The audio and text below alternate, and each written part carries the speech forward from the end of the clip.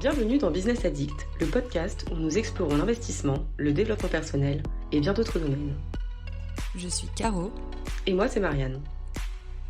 Nous sommes toutes les deux des investisseuses curieuses et passionnées, au caractère et parcours bien différents. Ici, nous partagerons nos connaissances, nos expériences et celles de nos invités pour que vous sachiez par où commencer, mais aussi pour vous donner des pistes pour accélérer et vous épanouir dans vos projets. Rejoignez-nous pour des conseils inspirants, abonnez-vous et devenez un vrai business addict. Salut à tous, bienvenue dans ce second épisode de Comment investir concrètement. Ce deuxième épisode porte sur la fiscalité. Quand on investit, c'est un point qui est extrêmement important. Il va beaucoup impacter votre rentabilité. Et donc, c'est important de se renseigner auprès de professionnels, notamment un comptable ou un avocat fiscaliste, qui va pouvoir définir quelle est la meilleure fiscalité à adopter par rapport à votre situation. Ce qu'il est important de savoir, c'est qu'il existe différentes poches d'imposition. Il y a vraiment l'imposition qui est celle de vos revenus, qui va imposer vos pensions, vos revenus de vos salaires, tous ces revenus-là, mais également les revenus fonciers. Et une autre poche, qui est une poche BIC, donc bénéfices industriels et commerciaux, qui est complètement différente de la première poche, et qui là va servir notamment à la location meublée, etc. Donc c'est vraiment, comme je le disais, important de se renseigner sur les différentes fiscalités qui existent, pour pouvoir à la fois vous faire conseiller par des personnes qui connaissent, et à la fois avoir un esprit critique et vous dire « Ok, est-ce que c'est effectivement la bonne fiscalité qu'on m'a proposée ?» Ou est-ce que je peux avoir quelque chose qui est mieux et je pourrais aussi poser la question à des experts pour être capable de comprendre si oui ou non c'est ce qui me convient le mieux et si oui ou non c'est la meilleure solution. Donc pour être plus précis, on va aborder un certain nombre d'avantages fiscaux mais aussi de dispositifs fiscaux pour vous aider à voir plus clair dans ce qui existe et dans ce que vous pouvez faire. Aujourd'hui, je vais commencer par la location meublée non professionnelle, qui est, à mon sens, une niche fiscale extraordinaire, parce qu'elle vous permet de nombreux avantages. Premièrement, en location meublée non professionnelle, vous allez pouvoir amortir votre bien. Donc, tous les ans, vos impôts vont être... Vous allez déduire, en fait, de votre revenu ce que vous amortissez de votre bien. Et donc, avoir le moins possible de frais. Donc ça, on pourra rentrer plus en détail si vous le souhaitez. N'hésitez pas à nous laisser un commentaire, je vous expliquerai plus en détail comment ça fonctionne. Mais voilà, ce qu'il faut retenir, c'est qu'en fait, en location meublée non professionnelle, on peut presque tout le temps annuler ses impôts pendant un certain nombre d'années. L'avantage de la location meublée non professionnelle, c'est qu'il y a deux possibilités. Une première, c'est d'être au micro-BIC. Et donc là, en fait, vous allez abattre 50% de vos revenus. Et donc, si par exemple, vous gagnez 10 000 euros par an, vous n'allez être imposé que sur 5 000. Et donc ensuite, vous allez être imposé sur 5 000 à votre tranche marginale d'imposition. Donc c'est assez intéressant. Mais souvent, ce qui est encore plus intéressant, c'est d'être au réel. Donc vous êtes toujours en location meublée non professionnelle, mais vous êtes au réel. Et cette fois-ci, vous allez déduire tous vos frais. À la fois les frais de travaux, à la fois les frais d'électricité, les frais, la taxe foncière. Voilà, vous allez déduire vraiment un certain nombre de choses. Et également, comme je le disais tout à l'heure, l'amortissement de votre bien. Si votre bien vous a coûté, admettons, 100 000 euros, que vous l'amortissez sur 20 ans, tous les ans, vous allez pouvoir retirer 5 000 euros. Donc c'est vraiment quelque chose qui est extrêmement intéressant et qui va vous permettre de ne pas payer d'impôts pendant un certain temps et donc de rembourser plus facilement votre crédit. Je prends un exemple pour la location meublée non professionnelle au réel. Vous allez pouvoir gommer la plupart de vos revenus avec toutes les charges que vous avez. Si vous avez fait beaucoup de travaux, si vous avez fait beaucoup de charges, etc., c'est quelque chose qui va être facile d'enlever tous vos impôts. Et donc, pendant un certain nombre de temps, au lieu de payer des impôts, vous allez rembourser votre prêt et avoir du cash flow si le projet vous le permet. Donc ça, c'est pour la location meublée non professionnelle, sachant que pour cette location meublée non professionnelle, le jour où vous revendez, vous êtes assujetti aux plus-values sur les particuliers, et donc la plus-value sur les particuliers, c'est très avantageux. Je rentrerai pas dans le détail là-dessus, mais comparé à la location meublée professionnelle, c'est beaucoup plus avantageux. Donc bien sûr, une niche fiscale telle que la location meublée non professionnelle, forcément à un moment, on peut pas aller jusqu'à l'infini. Donc il y a des conditions pour bénéficier de cette niche fiscale. On doit avoir des revenus qui sont soit inférieurs à 23 000 euros, donc là, il faut vraiment avoir prendre tous les revenus, donc sans enlever les charges. C'est vraiment le locataire vous a donné 20 000 euros par an, ok, c'est bon, ça passe. Si le locataire vous a donné plus de 23 000 euros par an, là, ce qui va compter, c'est votre salaire et tous vos autres revenus. Par exemple, si vous avez un salaire de 50 000 euros, et en fait, c'est pas le salaire brut qui compte, c'est bien le revenu fiscal de référence. Donc, si vous avez un revenu fiscal de référence de 53 000 euros, ou de 50 000 euros, admettons, là, vous pourrez pas faire en fait de location meublée professionnelle avec des revenus au-delà de 50 000 euros. Faut pas dépasser son salaire. Ou faut pas dépasser 23 000 euros si jamais votre salaire est plus bas que 23 000 euros.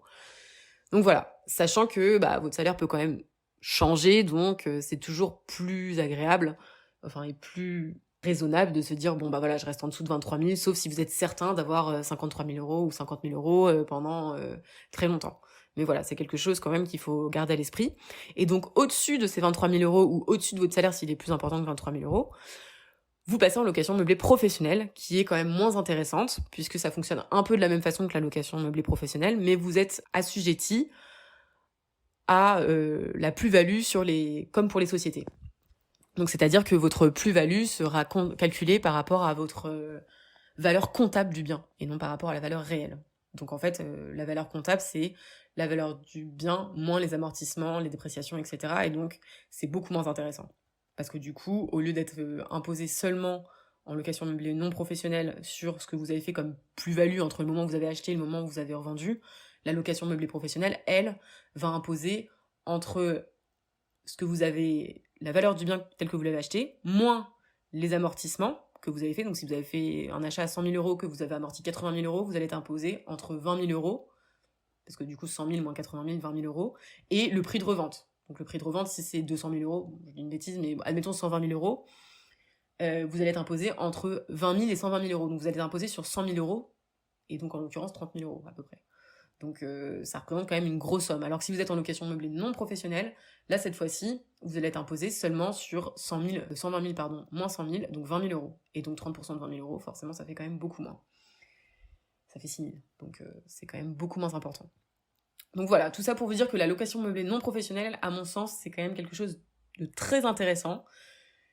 Je pense qu'il faut essayer de ne pas passer en location meublée professionnelle, qui est moins intéressante.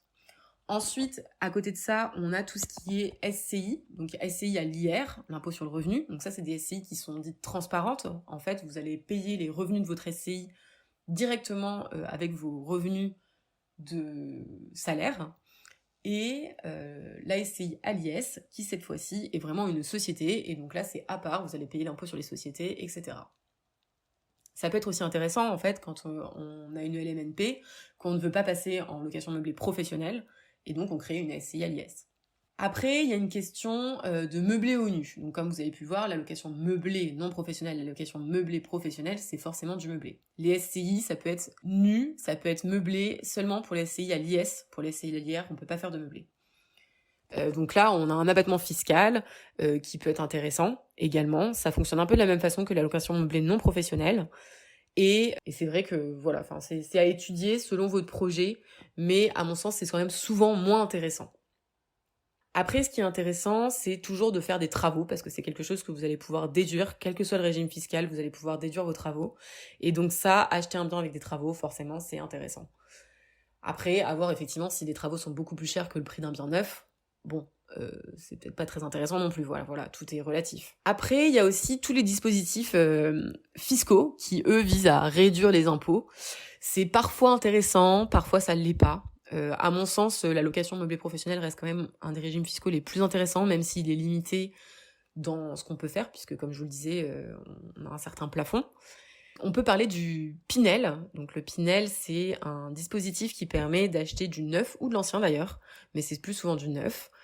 Aujourd'hui, on a 10,5% de réduction pour un engagement de location de 6 ans. Donc savoir qu'en fait, l'engagement de location, c'est vous vous engagez à louer un revenu, un loyer qui est plafonné. Donc entre nous, c'est quand même souvent pas très intéressant puisque vous payez quand même votre bien assez cher puisqu'il est neuf et le revenu du loyer est quand même souvent plafonné assez bas. Notamment moi dans ma ville, de souvenir, à peu près on est à 20 € du mètre carré en location et le Pinel est plafonné à 12. Donc voilà, c'est en revenu au mètre carré en location. Donc c'est vraiment, voilà, il y a une grosse décote quand même, faut quand même le prendre en compte. Donc comme je le disais, 10,5% pour un engagement de location de 6 ans, 15% pour un engagement de location de 9 ans et 17,5% pour un engagement de location de 12 ans. Donc ça c'est en 2023, donc il vous reste plus beaucoup de temps. Et en 2024, dernière année où le dispositif Pinel existe, puisqu'après ça a été la loi de finances 2023 a décidé que ça finirait en décembre 2024. Et donc en 2024, les réductions d'impôts sont de 9% pour une location de 6 ans, de 12% pour une location de 9 ans et de 14% pour une location de 12 ans. Donc ça devient quand même moins intéressant. Je crois qu'avant, ça allait même jusqu'à 22. Donc déjà en 2023, on a baissé, et en 2024, on va baisser encore davantage, ce qui va faire que ce sera encore moins intéressant. Donc voilà, le Pinel qui peut être une bonne option si jamais vous voulez acheter vraiment en neuf.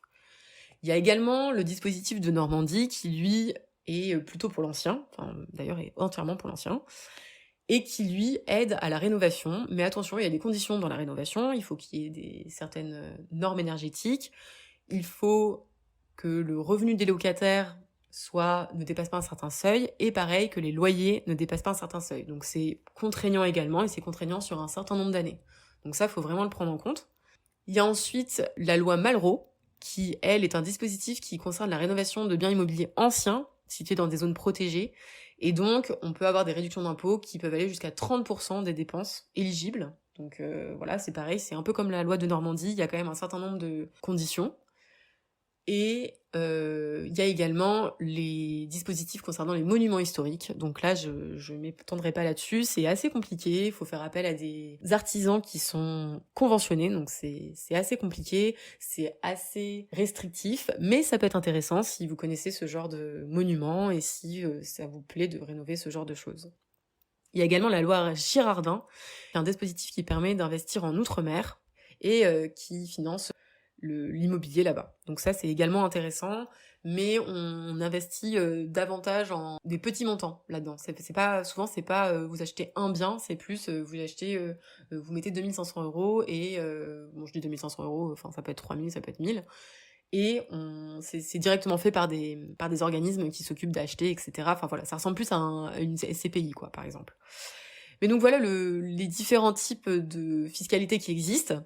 Donc pour résumer, il y a vraiment tout ce qui est dispositif de réduction d'impôts, donc le Pinel, le Malraux, tout ce qui est monument historique, loi Girardin, tout ça, c'est vraiment réduction d'impôts.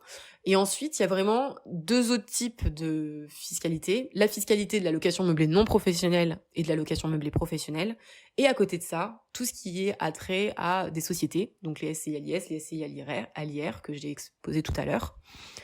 Il y a également des choses dont je n'ai pas parlé, qui sont la fiscalité en SAS, société en action simplifiée, SARL, etc. Enfin voilà, il y a vraiment d'autres types de sociétés également qu'on peut utiliser pour ce type d'investissement. Et ça fera certainement l'objet d'un autre épisode un peu plus tard. Voilà, si vous avez des questions, n'hésitez pas à nous les poser en commentaire ou nous envoyer un message sur les réseaux sociaux. Merci d'avoir écouté cet épisode sur la fiscalité et à bientôt pour la suite de cette série sur comment investir concrètement, qui portera sur la recherche du bien. Merci à tous pour votre écoute et à bientôt. Merci d'avoir écouté notre podcast. Nous espérons que vous avez trouvé cette conversation intéressante. Si vous souhaitez en savoir plus, n'hésitez pas à consulter nos autres épisodes et à vous abonner pour ne pas manquer les prochaines émissions. Vous pouvez également nous faire vos commentaires et suggestions en commentaire. Merci encore et à bientôt.